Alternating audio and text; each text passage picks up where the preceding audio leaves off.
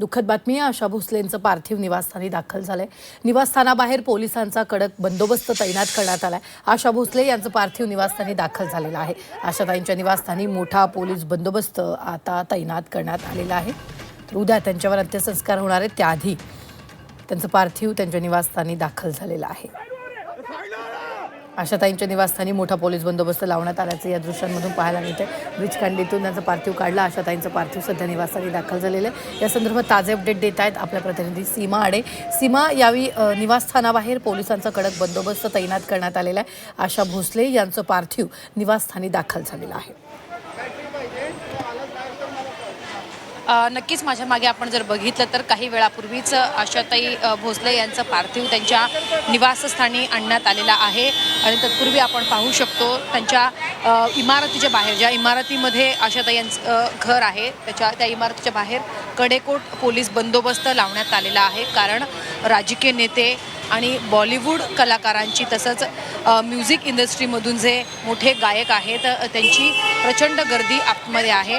आशाताई भोसले यांचं पार्थिव काही वेळापूर्वी आणण्यात आलं आणि त्यांच्या ताफ्यामध्ये त्यांच्यासोबतच अनेक त्यांचे जवळचे नातेवाईक होते, मित्रपरिवारातून काही लोक होते, सोबतच मंत्री आशिष शेलार देखील होते। आतमध्ये अनेक गायक आहेत आणि सोबतच राजकीय नेतेसुद्धा आतमध्ये असल्याचं पाहायला मिळत आहे। आशिष शेलार हे सुद्धा आशाताई भोसले यांच्या कुटुंबियांसोबत आपल्याला दुपारपासूनच पाहायला मिळत आहे आणि उद्या शासकीय इतमामात आशाताई यांच्या पार्थिवावरती अंत्यसंस्कार करण्यात येणार आहे आणि त्याची संपूर्ण जबाबदारी आणि संपूर्ण प्रक्रिया कशा पद्धतीने राबवली जाणार याची संपूर्ण काळजी आणि प्रक्रिया राबवण्यामध्ये सध्या आशिष शेलार हे पूर्ण कोऑर्डिनेशन करताना आपल्याला पाहायला मिळत आहे। ही घराबाहेरची दृश्य आहे, आपण पाहू शकतो या ठिकाणी चाहते आता हळूहळू यायला सुरुवात झालेली आहे। खरं तर उद्या सकाळी 9 ते दुपारी 2 पर्यंत त्यांच्या अंत्यदर्शनासाठी त्यांच्या घरी आशाताई भोसले यांचं पार्थिव ठेवलं जाईल। सगळ्यांना अंत्यदर्शनासाठी या ठिकाणी सोडलं जाईल।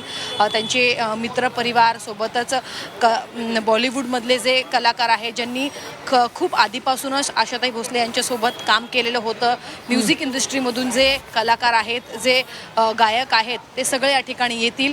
2 वाजेपर्यंत त्यांचं पार्थिव त्यांच्या घरी असेल आणि त्यानंतर त्यांची अंत्ययात्रा जी आहे ती दादरपर्यंत काढली जाणार आणि 2 ते 4 पर्यंत त्या ठिकाणी अंत्यदर्शनासाठी त्यांचं पार्थिव त्या ठिकाणी ठेवलं जाईल आणि शासकीय इतमामामध्ये संपूर्ण प्रक्रिया जी आहे